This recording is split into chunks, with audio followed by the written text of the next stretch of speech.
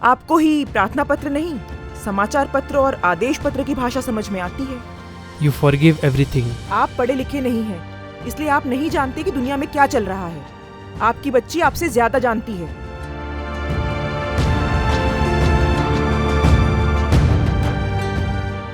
Happy birthday to you, happy birthday to you. मम्मा, कल मेरे कॉलेज में कॉन्वोकेशन सेरेमनी है, आप आओगी ना? अरे हम सब तो आ ही रहे हैं ना बेटा। हाँ? डैड, आपका डायलॉग मैं बचपन से सुनती आ रही हूँ, प्लीज डोंट रिपीट दैट। मम्मा, आप अपने काम निपटाइए, कोई जरूरत नहीं है आने की। जेनी, जेनी,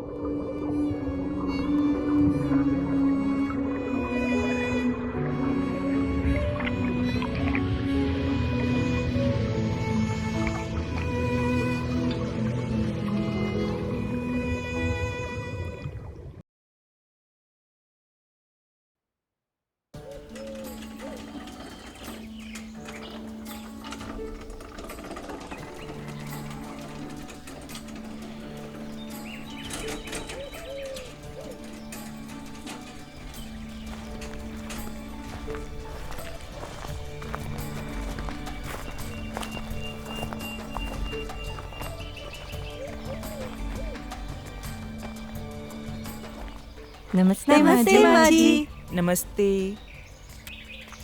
कैसे हैं आप लोग? ठीक है माँ जी। ठीक है। अच्छा, आप लोग पढ़ाई लिखाई करते हैं? नहीं माँ जी, पढ़ाई लिखाई नहीं करते? क्यों? पढ़ लिख के क्या करेंगे हम?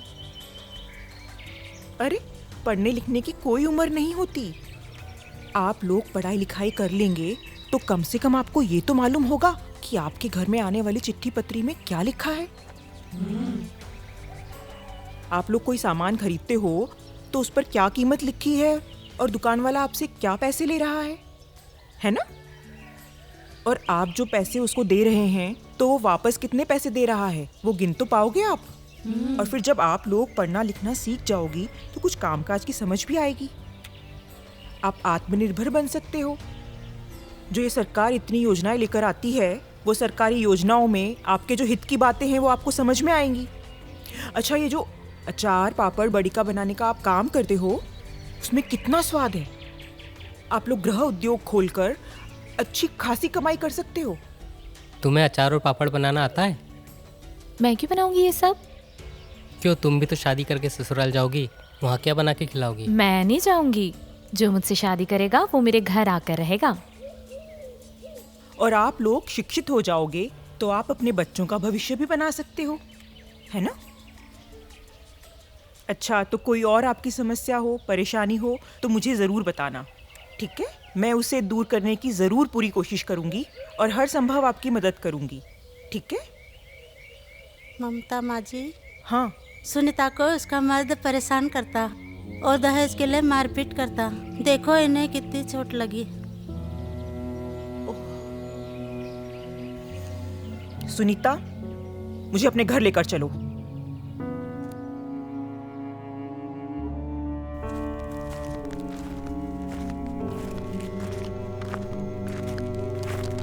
आज माँ जी का खतरनाक रूप दिखने वाला है। पहले भी कई बार देखा है मैंने। तुम खुद को संभालो फट्टू, कहीं हार्ट अटैक ना आ जाए। जाओ सुनीता, बुला के लाओ उसे। सुनी, ममता माँ जी आई है, आपसे बात करना चाहती है। तो फिर गई पंचायत में? तुझे समझ नहीं आता? कितनी बार समझाया? हाँ माँ जी, आपको क्या बात करनी है? तुम्हारे हाथ पैर तो ठीक ही लग रहे हैं। हाँ माँ जी, मुझे क्या हुआ है? फिर बार बार दहेज की भीख क्यों मांगते हो? उसे घूरने की जरूरत नहीं है। इधर देखो मेरी तरफ। अब कभी इस पर हाथ उठाया या इस पर मायके से कुछ लाने का दबाव डाला तो मैं तुम्हें पुलिस के हवाले कर दूंगी, याद रखना।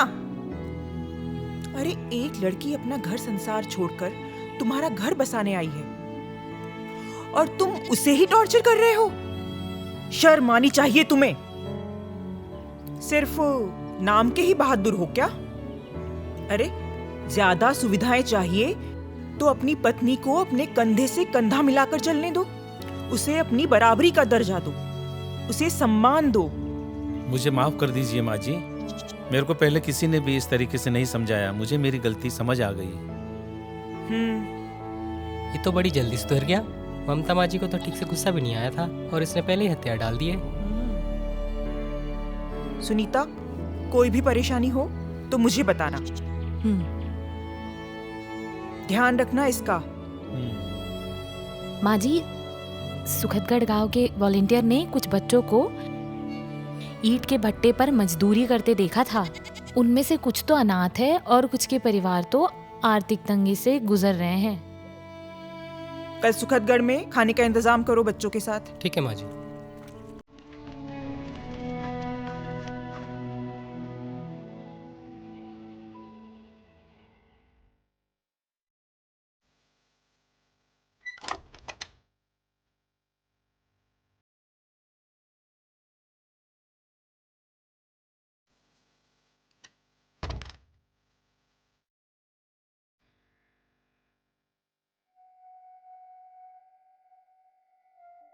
पिता पुत्र पवित्र आत्मा के नाम पर आमीन। आमीन। जय यीशु, जय जय यीशु, जय जय यीशु, जय यीशु, जय Yeshu. Congratulations, Jenny. You really make me proud, dear. Thanks mom. मम्मा, जेनी दी को गोल्ड मेडल भी मिला है। सच? मम्मा, कल स्कूल की छुट्टी है, हम सब मिलकर जेनी दी के पास होने और गोल्ड मेडल जीतने की इतनी खुशी में पार्टी करते हैं। कल तो मुझे ईंट भट्टे पर जाना है। वहां के बच्चों को मेरी बहुत जरूरत है। जॉय, कल नहीं, नेक्स्ट संडे चलेंगे, पक्का प्रॉमिस। जॉय, क्यों लोगों का टाइम खराब करते हो? इनके पास हमारे लिए टाइम नहीं है।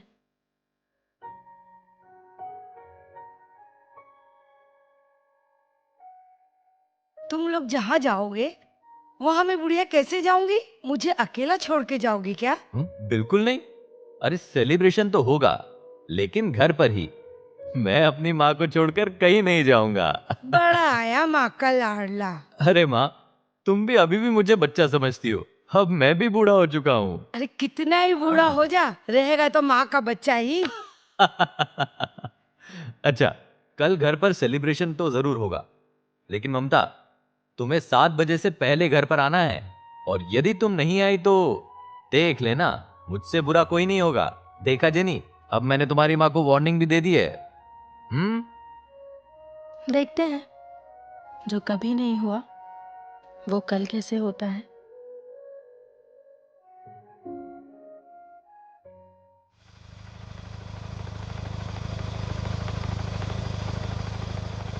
कल स्नैक्स का ऑर्डर दे दिया है ना? टाइम पर नहीं आया ना तो माँ जी तुम्हारी बैंड बजा देगी। और उसके बाद क्या होगा पता है ना?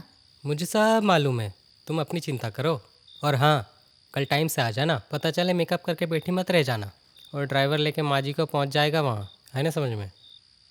चलो ज़्यादा ज्ञान मत दो, रात काफ़ी हो गई है, निकलो यहाँ से, वरना तुम्हारे घर वाले रात में मुझे ही फ़ोन करके परेशान करेंगे।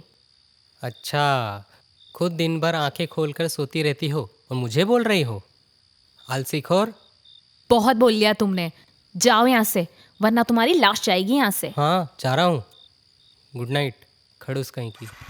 मुझे खड़ूस बोला तुमने? कल बताती हूँ तुम्हें। राजेंद्र भाई, कल वो सोशल वर्कर ममता आने वाली है। सुना है वो बहुत तेज और सरफिरी है। आने दो यार उसे, हमें क्या लेना। भाई, वो अपने सरकारी बंदे ने खबर दी है। हमारे ईंट के भट्टे पर जो बच्चे काम करते हैं वो उन्हें लेकर चली गई। हम पर भी कार्रवाई कर सकती है।